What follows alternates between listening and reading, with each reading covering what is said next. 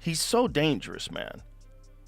It's like you're dealing with a guy who's an Olympic gold medalist, and he's enormous, and he's got vicious knockout power, and he's got immense amount of experience at world-class levels. Joe Rogan has issued a serious warning ahead of the AJ versus Jake Paul showdown, calling attention to just how dangerous Anthony Joshua truly is. He hints that Jake may be stepping into a level he's never experienced before. Even Frank Smith is sounding a bit worried for Jake, almost like he knows how bad this could get once Joshua starts throwing real power. He stated, he's gonna make a load of money to knock out Jake Paul, and fair play to him. That statement hits different. It suggests Joshua has both the skill and a huge financial reason to finish this fight violently. When money and knockout power come together, the danger becomes very real. It creates this feeling that AJ won't just try to win. He might try to make a statement. Jake's bravado suddenly looks a lot smaller when people inside the boxing world are openly expecting a brutal ending. Fans can sense something explosive coming, like everyone is waiting for that one punch that could shut the lights out. The tension keeps rising, and the idea of Jake walking into a nightmare is becoming harder to ignore. Meanwhile, WBC Cruiserweight World Champion Badou Jack also shared his thoughts, and his take adds even more heat to this matchup. He didn't hold back, giving a brutally honest view of Jake's chances against a monster like AJ. In my opinion, absolutely not, but you got to give him credit.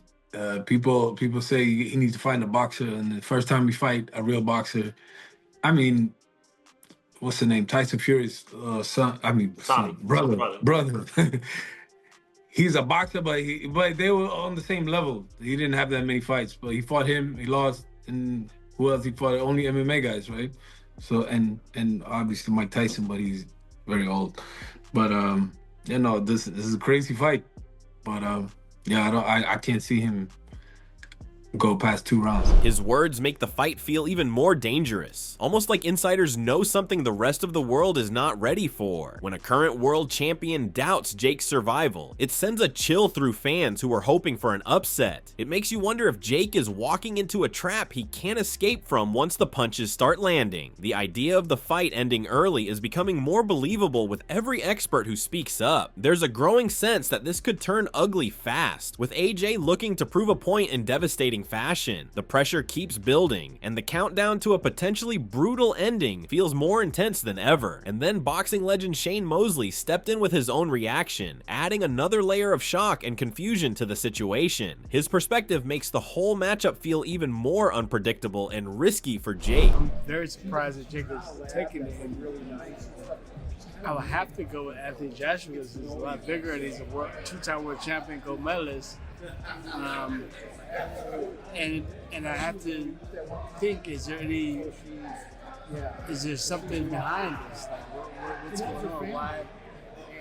Why is Jake Paul taking a fight with Anthony Joshua? Like somebody that's bigger than him and that's very powerful. Hearing a former world champion question the reasoning behind this fight raises serious doubts about what Jake is walking into. When someone with Mosley's experience starts wondering if there's more going on behind the scenes, fans can't help but feel uneasy. It creates this sense that the danger isn't just physical. There might be strategies and motives that Jake hasn't fully understood. The size, power, and experience gap keeps becoming harder to ignore. Every expert seems to be hinting at the same outcome, and that builds heavy tension around the fight. With voices like Mosley sounding alarm bells, the fear of a brutal ending only grows stronger. Anthony Joshua's former trainer, Robert Garcia, also added his own take, and his words carried a different kind of weight, the kind that comes from someone who has seen AJ up close. His insight makes the threat feel even more real for Jake. Can't wait to see that right hand land. It's sure. I think there's no doubt. I got to give credit to Jake Paul. He's a crazy man. He's a crazy man, but he's making a lot of money. I remember in the 90s growing up, everybody was saying, would you get knocked out by Mike Tyson for $1 million? And we all said yes. So this guy's probably gonna get knocked out, but he's making probably $50 million. So respect to him. He's earned his his position where he's at. Garcia's perspective suggests that once AJ finds the right moment, things could turn violent very quickly. He knows the power, the timing, and the mindset Joshua brings when he smells a knockout. That alone sends a warning that Jake might be stepping into something far more dangerous than just a big money fight. The idea of one clean punch ending everything becomes harder to ignore. Fans can feel the tension spike, knowing a man who helped build AJ believes this could go downhill fast. It adds a chilling edge to the fight storyline, making the potential outcome look even more brutal. Robert Garcia doubled down with his own viewpoint, giving a more grounded look at Jake's journey and the reality he now faces. His take didn't soften the danger, it only sharpened it. He's, started boxing, and even though a lot of people don't call him a boxer, I think he's done the right thing. He's built himself little by little. Fighting big names. He beat Chavez Jr. and now he's fighting Anthony Joshua. That's huge, man. That's unbelievable. I gotta respect Jake Paul for doing stuff like this. More likely he'll get hurt, but for that kind of money, can't blame him either. Hearing someone who trained Joshua acknowledge Jake's progress while still hinting at a painful ending makes this matchup feel even riskier. It shows respect, but also a harsh truth. Experience and power don't get erased by confidence or money. Garcia's tone almost feels like a warning that Jake's courage might come at a heavy price. The excitement around the fight now carries a darker edge, like everyone knows how this could end. Fans are left wondering whether Jake is chasing glory, or walking straight into a knockout he won't forget. Heavyweight contender Lucas Brown jumped in with his own blunt take, adding even more fire to the conversation. His view cuts through the hype and brings a harsh reality check to the matchup. I can see it coming, and all it is, everything has become a circus. That's the bare truth of it. There is nothing wrong with, and I can't knock Jake Paul for making money. Go nuts. It's not the way that I would do it or other people would do it, but you can't knock the man for making some dollars. If people want to jump on like an Anthony Joshua, by all means, he's going to get more clout for it anyway. I think if Anthony Joshua fights like an amateur fighter, in and out, he'll win any day of the week. If he stands in the pocket and tries to trade, well, that's just silly from his part. I think Jake Paul can fight. I don't think he's a boxer's arsehole, but he can fight.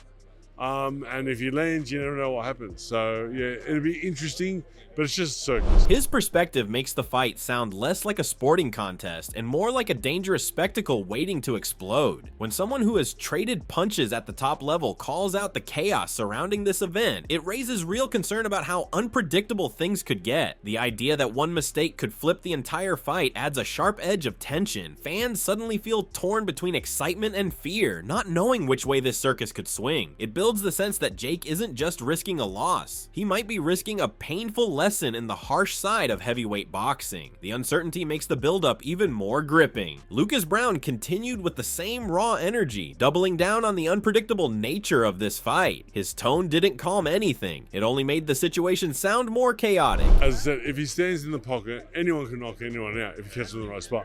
I do not think in any way that Joshua does not have the punch resistance anymore. Look at him.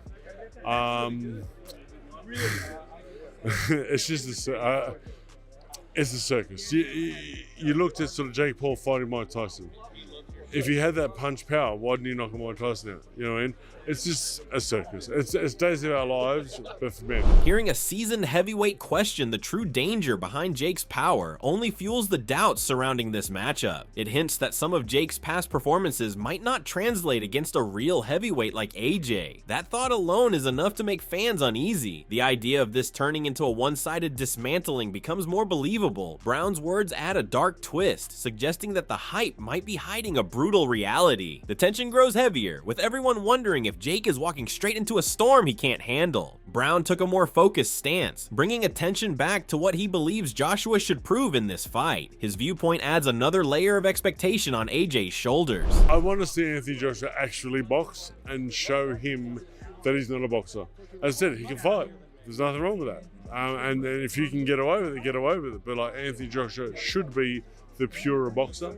And if I would like to see him pure boxer. His take pushes the idea that this isn't just about winning. Joshua needs to show the world the difference between a seasoned boxer and a tough fighter. That adds pressure on AJ to perform cleanly and decisively, not just rely on power. It also builds suspense, because if Joshua chooses to trade recklessly, everything could change in a heartbeat. Fans are now watching not only for the knockout, but to see whether AJ can remind everyone of his true boxing skills. Brown's words sharpen the stakes, making the outcome feel even more meaningful and intense. The countdown suddenly feels loaded with expectation and danger. Joe Rogan pushed the drama even further, highlighting just how wild and risky this matchup really is. His tone made it sound less like a normal boxing decision and more like Jake stepping into something truly dangerous. Well, realistically, it's one of the craziest propositions of all time. You take a guy who just had a boxing match that looks like a sparring match with a 58-year-old Mike Tyson, and then you're going to fight one of the absolute scariest knockout artists in the heavyweight division. His reaction instantly changes the mood. It makes fans feel like Jake has jumped into a situation that could end badly and very fast. When someone like Rogan, who has seen countless fighters rise and fall, calls this one of the craziest decisions ever, people listen. It builds the idea that Jake might be walking straight into a nightmare. The size and power difference suddenly feels impossible to ignore. The tension rises, leaving everyone wondering if Jake has gone too far this time. Rogan went deeper into Joshua's abilities, making the threat feel even more real. He reminded everyone of what AJ can do when he faces someone who isn't on his level. Maybe we should watch the Francis Ngannou fight, so you could see. Let's watch that real quick, just so you can see what Anthony Joshua is capable if he's fighting someone that's not in his league. Okay, look, Usyk beat him, and he beat him twice, and Andy Ruiz caught him in the first fight and dropped him and stopped him. It was spectacular. Andy Ruiz is super talented. Usyk is perhaps the greatest heavyweight boxer of all time. Maybe one of the greatest of all time in any weight class. Usyk. And Usyk beat him, and he beat him twice. But Francis Ngannou is coming off of this fight with, go a little bit before that so we can see this happen. Watch this. Highlights, we just can't watch the whole fight. So he drops him with a right hand early. And this is 2 minutes into the first round. And Francis gets up. He survives. And then Joshua, check out this combination he hits him with. I mean, dude, the speed that he hits him with this. He's so dangerous, man. His breakdown makes Joshua sound frightening, fast, explosive, and ruthless when he senses weakness. It paints a picture of Jake standing in front of a man who destroys opponents with terrifying precision. Rogan's tone almost feels like a warning that Jake may not survive if AJ decides to unleash everything. Fans can feel the danger growing with every highlight mentioned. The idea of an early knockout becomes more believable. The suspense keeps tightening, like everyone is holding their breath. Rogan added a twist that pulls fans even deeper into the hype. He admitted that the sheer insanity of the matchup makes it impossible to look away. Perfect right hand. So the fact that Jake Paul wants to fight that guy, hey, I'll watch. I'm gonna watch. I'm definitely gonna watch. So you got me there.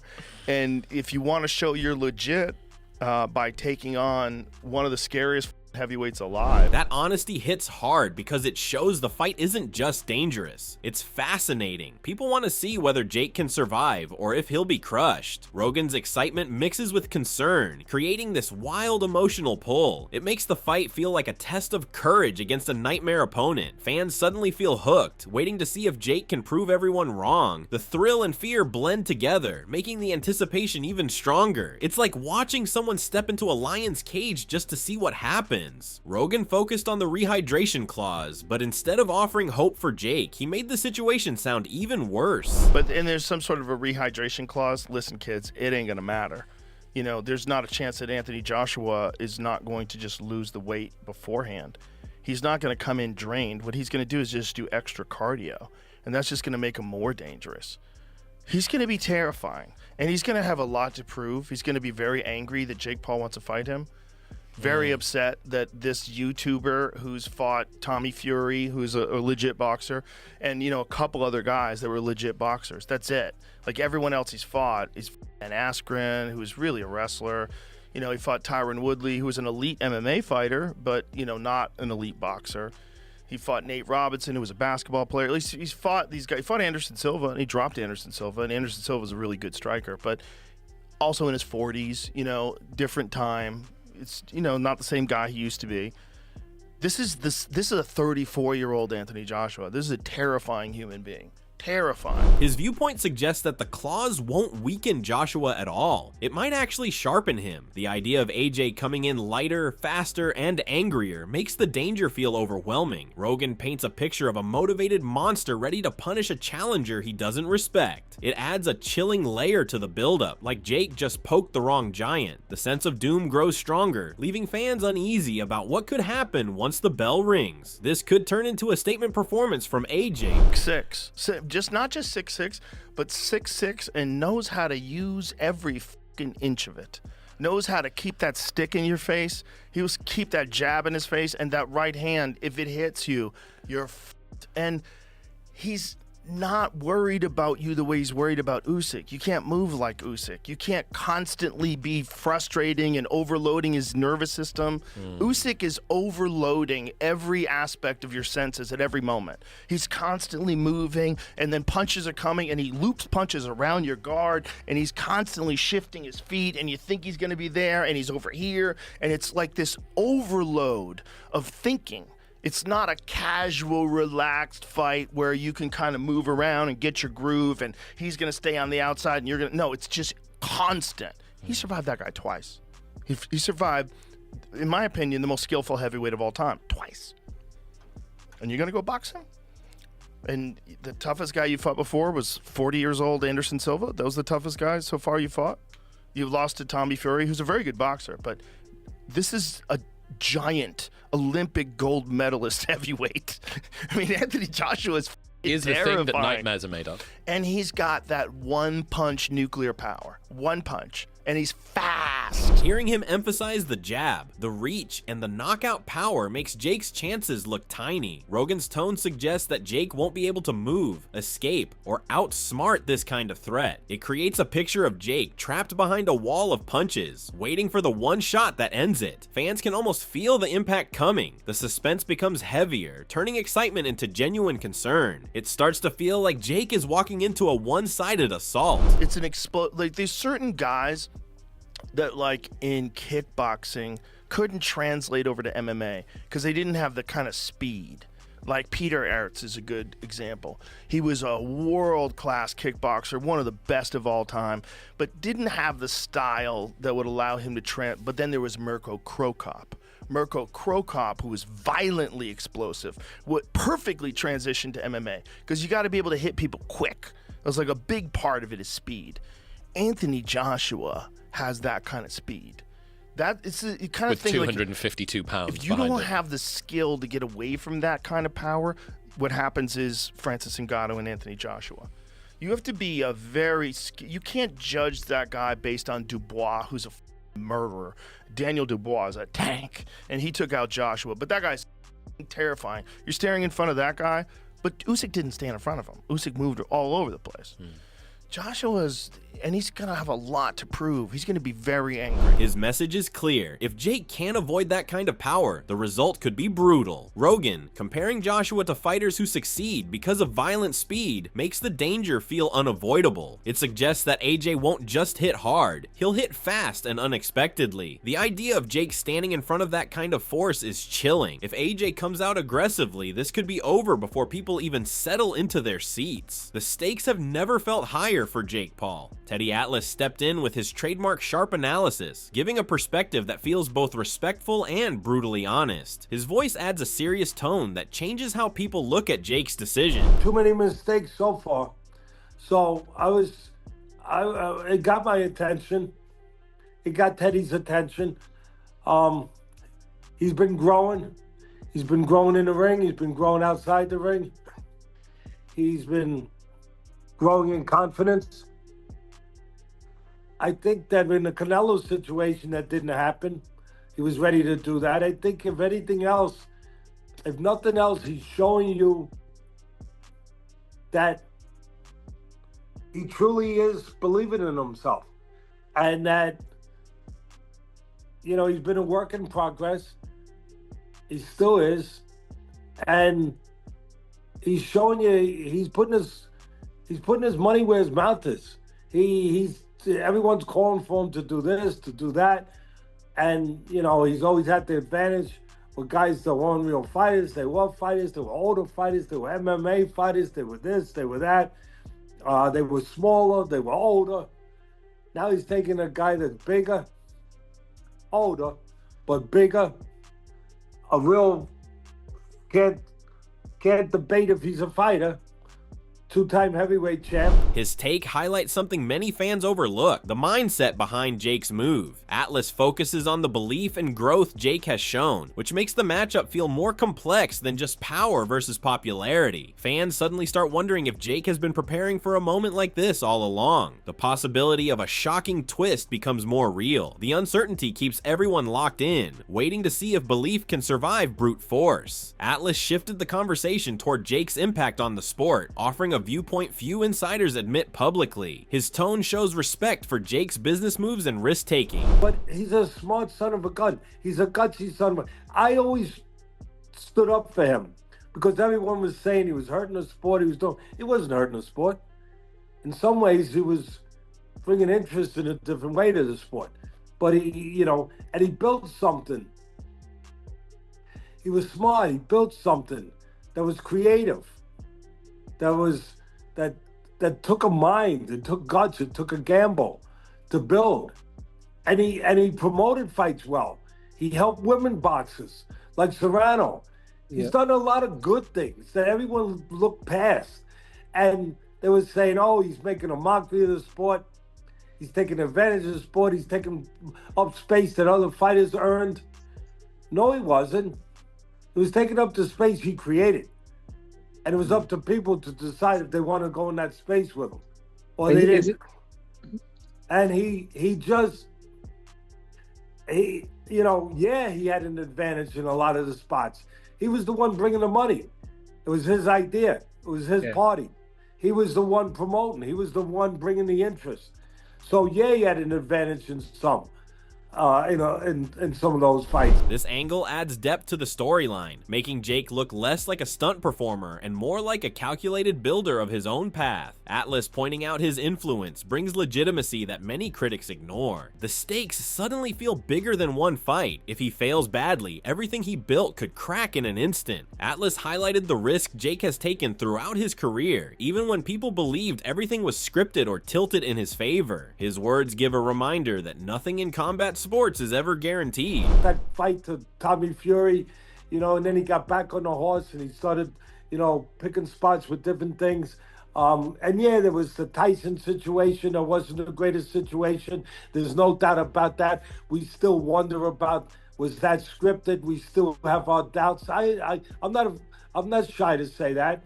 Yeah, all of those things. But he had the belief and the guts to believe in himself, to go out there, build something, and make it successful. And he's done that.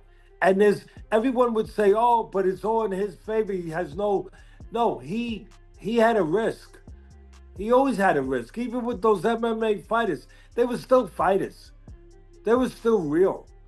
He got hit on the chin. There was always a risk. Maybe he set it up where it was in his favor as much as he could. But what? People like Canelo hadn't done that in their career.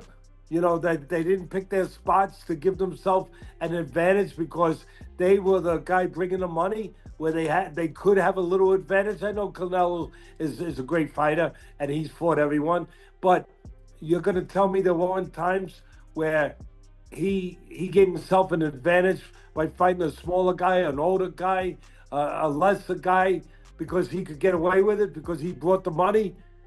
So Paul should be ostracized and criticized for doing the same thing in a different level. So here he is now. doing this. This perspective makes Jake look more daring than people want to admit. Even with advantages, stepping into a ring means real danger, and Atlas makes that clear. His breakdown shows that every fight had the potential to go wrong, and Jake still pushed forward. That courage now collides with the biggest threat he has ever faced. The thought of a dramatic turning point lingers, adding a layer of suspense that refuses to fade. Atlas brought attention to something rarely discussed: Joshua's inactivity and mental state. His analysis introduces a twist that could change the entire narrative. Former heavyweight champ is supposed to go and win by knockout. I understand all that, what people are thinking. But I tell you one thing. With all that, Joshua has been inactive. Joshua was destroyed in his last fight. I know it was against a fighter, a top fighter, not against a guy that's been fighting a couple years and has had very little background. I understand all. Teddy understands that. I just break it down, all of it. And with having said that, Joshua has been inactive. We don't know where he is mentally. We don't know where he is physically. He's been gone for over a year. We don't know. We know he's coming off a bad loss. We understand that in his last fight. And so we don't know where he's at. But we know Paul's young. We know that he's got legs. He's got a jab. Who says he can't get in there for 8 rounds and motorcycle around? And you know, what is winning for him at this point? Going and knocking out Joshua, which would be unbelievable and unlikely, or doing something no one expects, taking on this challenge. He's already got everyone's attention, taking on this challenge, and then going in there and going the distance. Maybe, you know, in a way that no one thought he could. So what is really winning? By questioning where AJ stands physically and mentally, Atlas opens the door to a scenario few consider: Jake surviving or even surprising everyone. Suddenly, winning doesn't only mean knocking AJ out. It could mean proving he belongs. That possibility makes the fight feel even more unpredictable and dramatic. Atlas delivered a final point that keeps the suspense alive. He refuses to completely count Jake out. Coming from someone with his experience, that hesitation hits hard. And I'll tell you another thing. Of course Joshua was supposed to win. I'm not nuts, but it's hard to completely just dismiss this guy at this point, Jake Paul, because he's picked his spots. He has been awfully smart, and I don't know that he would make that huge a mistake, which it seems like he did. But I am not counting him out. I'm not, because everything I laid out there. Because I look at everything. His stance makes fans stop and think. If Atlas sees something in Jake that others are ignoring, maybe this matchup isn't a guaranteed massacre. That doubt injects fresh excitement into the buildup. It suggests Jake may have a strategy or hidden advantage that could change everything. The idea that he might shock the world becomes harder to dismiss. The tension rises again, with fans torn between expecting destruction and hoping for an upset. The fight now feels like a ticking time bomb, and no one knows which way it will explode. In the end, one thing is crystal clear.